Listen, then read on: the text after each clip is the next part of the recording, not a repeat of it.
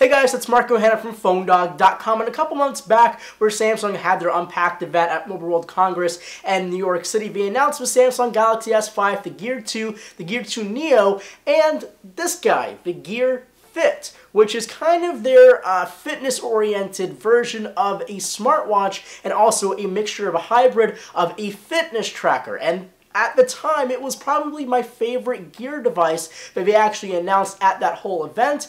And the past 7 days, I've actually used it as a fitness tracker. I've grown quite a different opinion, so you might want to watch this video just to see how much it's changed the past 7 days of actually using this product compared to the other fitness trackers that I use on a regular basis, which is this guy, the Jawbone Up 24. So first things first, let me talk about the specs of the Samsung Gear Fit. So essentially, it's a 1.84-inch Super AMOLED curved display, and it's running a Tizen-based software. It's not Android. They actually dropped the Galaxy name from all of their Galaxy or Gear devices. So last year, they were Galaxy Gears. Now they're just the Samsung Gear, Gear 2 or Gear 2 Neo, and this Gear Fit. So they dropped the name, they changed their software, and they gave it quite a different form factor. Now, at the time, it was such an interesting form factor, and it still is today because it is quite an interesting form factor. It doesn't look like anything else.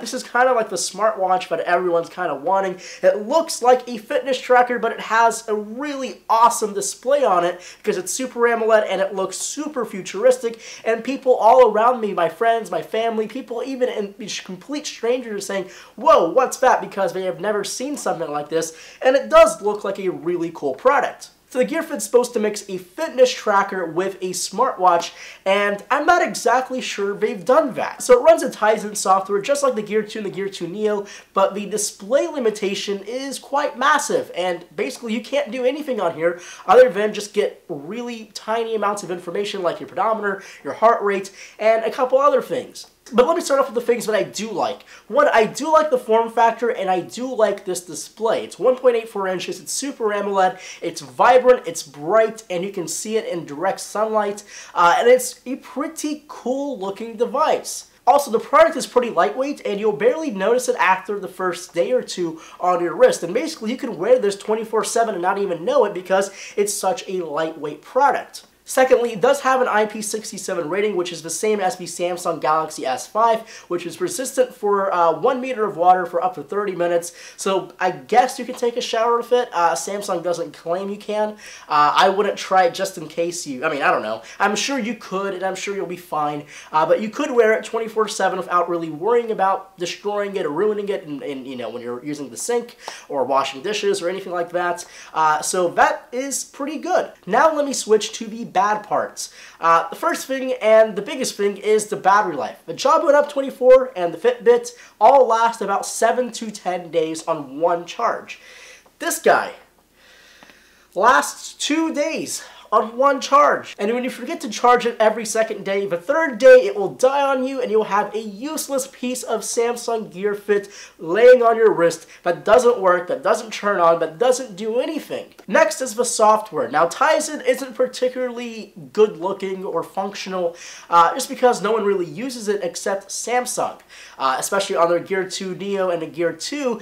And on here it's pretty darn limited because you don't have that many options. You have mainly, most of your options are fitness-oriented. There's not actually any type of interactions. You do have notifications, and you can send preset text messages that you actually have to preset on your Samsung Galaxy device, and then you can send it off here, but you don't have any kind of capability of starting a text message or really anything like that. It's basically you get something, you see the notification, and you can reply with it with a preset text message. And all the other options are basically just fitness-oriented. So you have your pedometer, you have your exercise, sleep tracker, Find My Device, which is kind of, I don't know who will use that, but I guess if you're in Bluetooth range and you can't find your phone, it will give you a distance where your phone is. It won't really tell you on a map.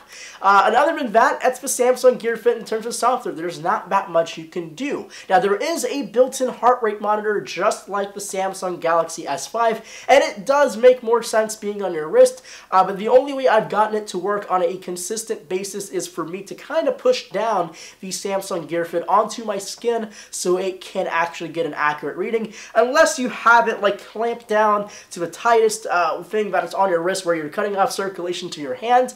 Then I guess it will work, but again, that's pretty dangerous, and you do have, I mean, you are cutting off circulation, so don't do that. You have to push it down to get an accurate reading every single time. And again, it's not the most useful thing. I wish it can just randomly take my heart rate, especially if you're doing a lot of exercising, but that does not work like that. Next is just the basic fitness tracking. One thing that's really annoying is it does not automatically start picking up your steps. You actually have to start the pedometer. You only have to start it once, but you do have to start it. Exercise also the same way. You actually have to tell it when you exercise. And lastly, it's all about the sleep and the lack of having any type of alarm. Now, the Jumbo It Up has a silent alarm which will actually vibrate your wrist, so basically buzz your wrist to wake you up. On the Gear Fit, nope, there's nothing like that. You have to tell it when you start sleeping. You have to tell it when you wake up. It will give you some basic information about how you sleep, how long you sleep, how motionless, but it's definitely not as detailed as a Fitbit or a Jumbo It Up in terms of REM sleep and light sleep. There's not that much in-depth stuff on the software side, which makes it completely irrelevant in the fitness space, and the form factor makes it completely irrelevant in the smartwatch space. So what we have is a completely irrelevant product from Samsung that doesn't do either of its jobs really well. And that kind of brings back the question of, is it worth 200 bucks, or are you going to buy something like the Samsung Gear 2 Neo, or are you going to wait for the Moto 360 or any of the Android Wear smartwatches? My answer is, I'm not paying 200 bucks for this, and neither should you. Now, if you want something like this, I guess I can't really tell you not to buy it, but there's definitely better options coming in the future. The possibility of Apple making their iWatch. We know Android Wear is coming very soon, and the Moto 360 looks absolutely beautiful.